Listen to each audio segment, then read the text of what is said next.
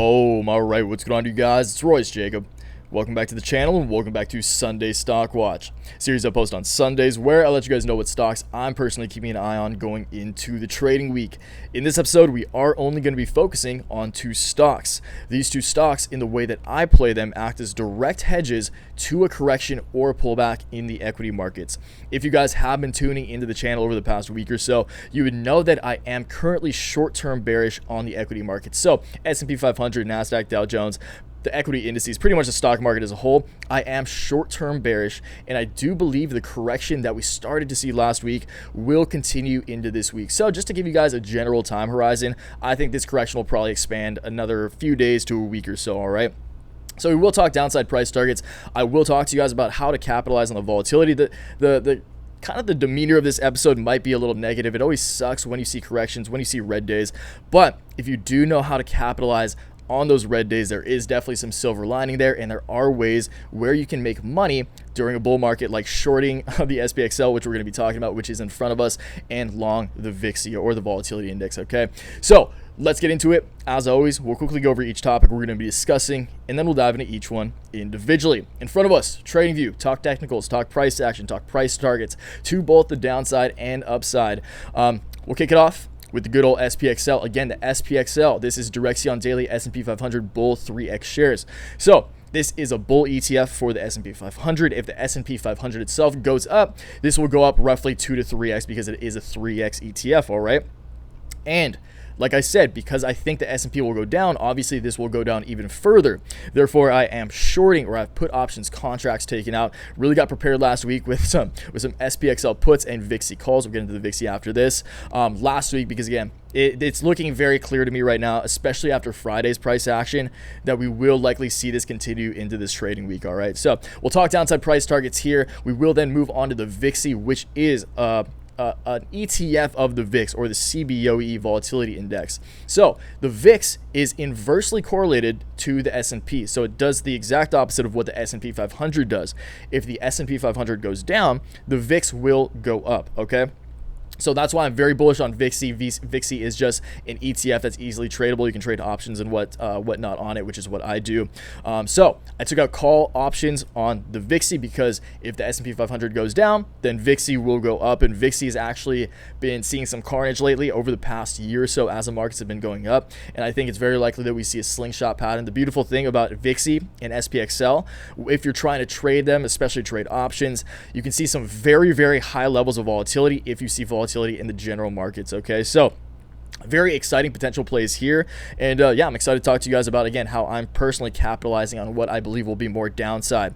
So we'll talk about those two. We'll take a look at those two on the charts. We'll quickly take a look at some futures. So I don't put a whole lot of weight on futures, and I'm actually recording this on Saturday, so like I just said, I don't put a whole lot of weight on futures, but it is nice to look at futures, especially on weekends, just because it'll give you a general idea of investor sentiment overall. Okay, so again, don't put a whole lot of weight on it, but I do still feel it's important to look at. And again, I am recording this on Saturday, so tomorrow when you guys are watching this, please keep an eye on the futures. I definitely will, because again, it's not super important. Don't put a whole lot of weight on it, but it does just give you an idea of general investor sentiment going into the weekend, bullish or bearish. And right now it's looking pretty bearish, all right? So we'll take a look at that. Pretty much said all I need to say there about futures, though, to be honest. But before we get into the DXY, so the dollar index, this is the dollar weighted against other fiat currencies across the world. This pretty much dictates the value of the US dollar. And this is actually a very, very important metric. If you guys caught the Bitcoin correction video I posted yesterday, I talked about the same thing. So pretty much going to be saying the exact same thing because I honestly just recorded that video before this. But this is very important, and I don't talk about it enough, and I want to start talking about it more, especially when we're talking about the macro. Because ultimately, if the DXY is appreciating in value and it's looking pretty bullish on the charts, if you're talking short to medium term time horizons, that means that every asset, literally every asset pretty much, for the most part, that isn't the US dollar will depreciate or decline in value. Because people are going to want dollars. When people want dollars, when the dollar's going up, everything else is going to go down. All right, but literally gold, silver, especially gold and silver, like inflation hedge assets, but equities, because they've been ripping so hard, equities are likely to fall. Literally every asset, Bitcoin, cryptocurrencies, everything will likely decrease in value if the dollar is going up, and the dollar is looking bearish. So I do want to talk about that, but we will close it out with the DXY analysis on the charts. Before that, I do want to quickly read an article talking about the stimulus that just passed. The House passed it, at least as I'm recording this video. It still has to go to the Senate, and it's looking a little dicey, but I want to talk to you guys primarily. This is great news. I'm glad they're taking the steps in the right direction. Freaking finally, to be honest. It's taken them long enough. But this is great news. I love this for the general population, for many Americans who are struggling right now, because they're for sure out there. This is amazing. But I do want to talk from a market perspective, which has pretty much been validated last week, because this bill was signed yesterday on Friday, again, as I'm recording this. So this gives me reason to believe that it's almost 100% true that this stimulus package has been priced in. So we'll go over this article, but more importantly, again, I'll talk to you guys about why I believe this stimulus package has already been priced in, and it's actually been priced in for a while, in my opinion. So we'll touch on that, again, close it out with the DXY. But before we hop into all of this good stuff, I will ask you guys to please give the video a like if you do go on to gain value from it today. Just let me know in the comments down below if you're bullish or bearish on the market right now. It's a very simple thing. But again, give the like, give the like a video, give the video a like if you do go on to gain value from it today. I really appreciate that. Subscribe to the channel if you're new around here, want to catch more content like this. Again, you guys, we love talking about the bull markets. I love talking about these revolutionary sectors, but corrections, as I always say, are a healthy part of every bull market, and it's important to cover the red days as well, because again, if you know how to capitalize, you can find some market corrections very lucrative at the same time. All right, so subscribe if you're new around here, want to catch more content like this. Follow the journey, join the waves fam, hit that beautiful little bell notification, and of course, check out my complete portfolio daily newsletter. First link down in the description if you want a complete breakdown of my entire portfolio. Okay, so all call options, put options, now the market's going down, more put options are coming in the portfolio. Stock positions, my long game positions, cryptocurrencies, of course, and I do update that every single trading day during market hours, and along with every update, I send out a pretty comprehensive email newsletter explaining my thoughts, rationalizing my trades, and you guys know what I'm seeing in the market and what I'm thinking is appealing and worth sharing with you guys, again, during market hours. So $15 a month, first link in the description. Work really hard on it. It means a lot if you check it out, but if not, no worries at all. Let's dive into these charts. Okay, so again, we'll kick it off with SPXL and VIXY, dive straight into some technicals, price targets, and then we'll move into some of this other stuff. So just quickly, you guys, again, futures, I look at Bloomberg. You can find them on CNBC. Just keep an eye on these. We're not going to dig into these any deeper, so we can actually just close this out right now. But keep an eye on futures tomorrow for sure. All right, so SPXL. We're on the 4 hours. As many of you guys know, I do prefer 4-hour candles for swing trading for this short to medium term time horizon, few days to a week that I'm talking about. 4-hour candles are personally my favorite, but we'll also look at the daily candles as well, just to get a little more macro bird's eye view. All right, so again, you guys, this is looking very very obviously I'm very, very confident in the fact that we will continue this pullback. All right. So we're seeing we saw a little bit of carnage at the beginning of last week, right? And then we saw a dead cat bounce. I was worried about this, not really worried, but I was expecting this. So we saw 2 days of decline. We saw a day really bounce back, but on Friday, we saw some carnage. We saw some crazy price action down, bounced up again, but then ended Friday actually down, which also worries me. If you guys look at the price action closing out last trading week, you can see the S&P went up, which signals to me that the Fed was probably just trying their best to just scratch up some equities prior to the market closing, but it was immediately sold off because I think a lot of whales are wanting to take short positions. So that's what that tells me. You see crazy volume here on Friday, which is also bearish. So from a very simple technical perspective right here, you can see that we're obviously seeing higher highs and higher lows. So again, low, high, lower low. We bounce back a little bit, but I think it's very, very likely that we'll ultimately just keep setting lower highs and lower lows. I'm sorry, I think I'm mixing that up. So lower highs, lower lows, similar to higher highs, higher lows in a bull market. Lower lows and lower lows signal a short-term downtrend, 100%. Okay, so ultimately, my downside price target for SPXL is going to be in this general region over here. I think we'll either come down to test the initial high prior to the current rally that we're on right now, which would be at about $65, $66, like $65-ish, $65.50. But ultimately, I do think that we're going to come down. So we'll actually go to the daily here. Okay, I knew I had a lightning bolt on here already. So let's go to the daily and get rid of this lightning bolt because that's not necessary. So we'll go to the daily here, and actually, it's getting a little distracting. Ultimately, talk about where I think it's coming. So I think it's very, very likely that probably by Wednesday next week, I guess, just because there's going to be a lot of negative sentiment. And in this current market environment filled with retail investors, filled with so much hot capital, it wouldn't surprise me at all to see this happen very, very quick. A lot of times things fall a lot faster than they appreciate, okay?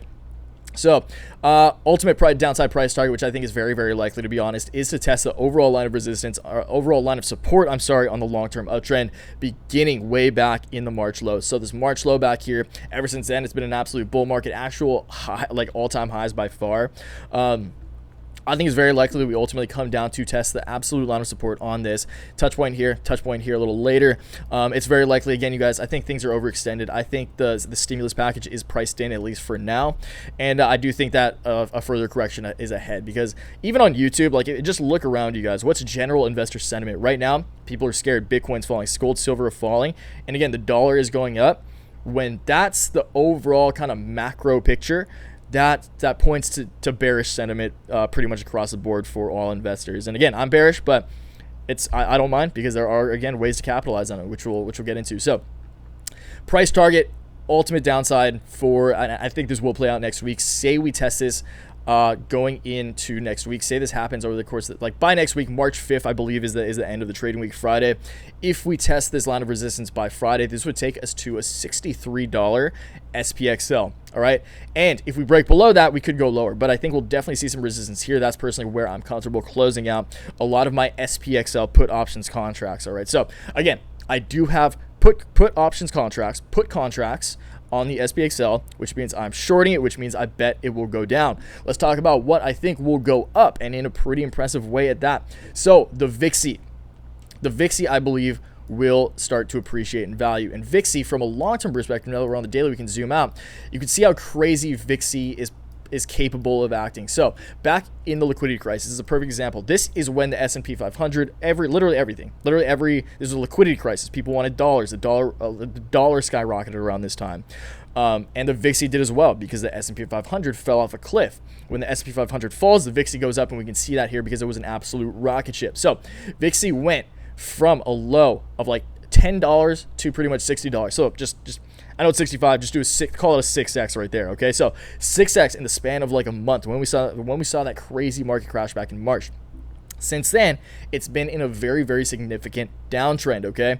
And right now, on a medium term, so from this high right here in like midsummer, pretty much exactly midsummer, we have been in a significant, obviously significant correction, all right? The VIXY has just been on an absolute decline. And VIXY actually, at the end of January, when we saw some market turbulence, VIXY popped up and actually broke above a very significant line of resistance on the overall downtrend. All right, it's currently pretty low. Like, at these levels, I'm very confident in VIXY from an asymmetric perspective, which means that the upside potential far outweighs the downside potential. Because we pretty much bounced this. Again, previous resistance will act as new support, TA 101. But considering I think the markets could see some carnage going into next week, I do believe that VIXY will see another pop. Not as crazy as we saw back in March, just because that was a complete black swan, like, fear-based event. I don't think there will be as much fear this time around. I think there's still money being printed, although the stimulus is priced in from a psychological perspective. That doesn't change the fundamentals of the fact that money is being printed, and ultimately the dollar is still being devalued over the long term, okay? So again, this is all short term, you guys. I think this will only span a few days to a week or so. But short-term price target for VIXY, just because it's kind of hard to tell here, you guys, you can kind of use this right here as a general line of resistance on this kind of uptrend. But because we set a lower low here, that kind of discounts that. I'm definitely going to be looking at this still, so we might see some resistance around the $20 region. Again, granted, we hit this by next week, March 5th. Around the $20 region, maybe we bounce back. But if we continue this pullback, I think it's very likely that we pop up further than that. Again, VIXY is a pretty small ETF, so it does not take much capital inflow to appreciate the individual share price. So again, if enough people get on VIXY, this thing can go ballistic, and obviously we saw that back in March. So this thing can go crazy. I think $23 is pretty conservative too, just because it spent so much time around here over the course of this bull market. Acts as a pretty significant line of both support and resistance. So again, you guys, when you see this parabolic price action, just generally previous historical areas of support and resistance are good places to look when you're trying to dictate price targets. So price target for VIXY, first one is $20, and then second one, if we break above this resistance, is going to be about 23, 24 bucks. Okay, so that is VIXY. Again, call options on VIXY. That's what I have. And I get shout out to the Wave Sam, shout out to the portfolio newsletter group, Discord. We were definitely prepared for this. If we do see this, keep in mind, you guys, this is just my opinion. This could not play out. It's just looking, all the stars are aligning for kind of what I'm saying right now, in my eyes at least. All right. So again, shout out to everyone who is prepared.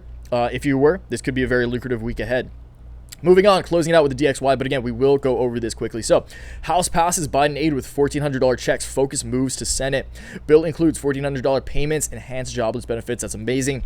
Biden hopes to sign bill before March 15th, benefits cut off. So, this is important too, and again, you guys, this kind of coincides with my medium term. The fact that I do think that this will happen over the medium term. So I do actually think, I want to talk about SPXL once again quick. I do think that although this could happen fast over here, although the downside price target will may hit even in like Monday or Tuesday, by Wednesday, I assume we might come down to this $65 level in the SPXL. I do think that after that, we'll probably go sideways. I don't think we're going to immediately bounce straight back up and continue the uptrend. I ultimately do believe that this uptrend will continue. The SPY is still in a long-term bull market. Unless it breaks below this. If it breaks below the line of support, that's very, very bearish, and that would make me more medium. So that would make me more medium-term bearish and think this will extend a few weeks to a month. But if we bounce off this, I do think we'll probably go sideways a little bit, maybe dance around this line of support for a while, just because investors are going to want to get comfortable again. But once we start seeing some volume, seeing some momentum pick back up in the markets, some more positive investor sentiment, then I do think we'll start to just rally once again and continue the crazy rally we've been on already. All right, so just wanted to say that. Let's finish reading into this. So the House passed President Joe Biden's $1.9 trillion pandemic relief plan, spending $1,400 stimulus checks, enhanced jobless benefits, and fresh funding for vaccines and testing. Also included a minimum wage measure with no prospects of passing in the Senate. Moving on, the 219 to 212 House vote was a stark contrast to the previous pandemic relief bills enacted last year. That's a tight vote, you guys, which drew strong bipartisan support as a COVID-19 death toll surged. No Republicans voted in favor of the bill, surprise, surprise, while two Democrats, Jared Golden and Maine Kurt of Oregon, voted against the measure. So even some Democrats were against this, which is interesting. I mean, not surprising, but a little interesting. The bill faces significant challenges in the Senate after a nonpartisan official said Thursday the package can't move forward with its provision to phase the 15-hour minimum wage. That ruling sent Democrats scrambling to work around Senate rules governing the fast-track budget process they're using to pass the stimulus plan without Republican votes. Democrats have defended the size of the bill, the sixth relief package in less than a year, and what is needed to fight the deadly coronavirus and put the economy on firm footing. They've cited polling showing the bill is broadly popular as the dual health and economic crisis hit some American communities harder than others. So again, you guys, this is great news. I love to see this. It's better late than never. They definitely took their sweet old time with this, but and again, this will help a lot of people. This $1,400 check, when it actually drops into people's bank accounts, when it actually gets out to people, again, hopefully by mid-March, by the end of March at the very latest, that's great news for the markets. And that's when the checks actually hit, that's when I believe the markets will start to see that resurgence. Bitcoin will see a resurgence, gold, silver. Again, all these inflation hedge assets, which is literally everything but the dollar, will start to do well once those checks land. But until then, I think that the mania is just a little too high. The reason that I said, and the reason that I still believe, and I'm confident in the fact that the stimulus has been priced in, is because, again, on Friday, that's when everyone knew the stimulus was going to be signed, and the market still saw some crazy volatility and crazy red. That's one. But the primary reason is that we knew, pretty much everyone knew, if you've been following along at all with the news, you knew that as soon as Biden was secured, like the Biden presidency, the left came into play. Those guys love printing money. They're not as worried about the markets as the Republican Party. And they're just going to print. They're a lot more willing to print to help the people, which I 100% agree with. And it's actually good for the markets as well. So if you're an investor, you benefit from this as well. But to sum it up, as soon as the left secured their spot in the presidency and the House and whatnot, that's when it was pretty inevitable to me that the stimulus was coming, and I think that's what a lot of smart individuals, a lot of whales, a lot of institutions knew, that as soon as the left came into play, that we were going to see money printing like no other. All right, so that's why I do believe the stimulus has been priced in. Again, the markets did not react to this positive news. Futures are still down. If the markets were still bullish, the futures would definitely be up. Again, keep an eye on those futures tomorrow. Just type in stock futures, CNBC. Bloomberg has them if you have Bloomberg. So just keep an eye on that, you guys. But I'm pretty confident that until we actually get the checks in hand, in the hands of Americans and the bank accounts of Americans, get those deposited into Robinhood, Coinbase, whatever, that's when we'll see a reversal in equity markets, in Bitcoin and gold, silver, etc. But until then, I do remain short-term bearish and do think that this rally will come to a halt. All right, so please let me know what you think about that, about my thoughts down below. If you agree, if you disagree, it's perfectly fine. I'm always open to criticism, but always love talking shop with you guys. Always love learning from you guys, more importantly. So I will catch you downstairs in the comments section. And until next time, always remember, take action, make waves. Peace.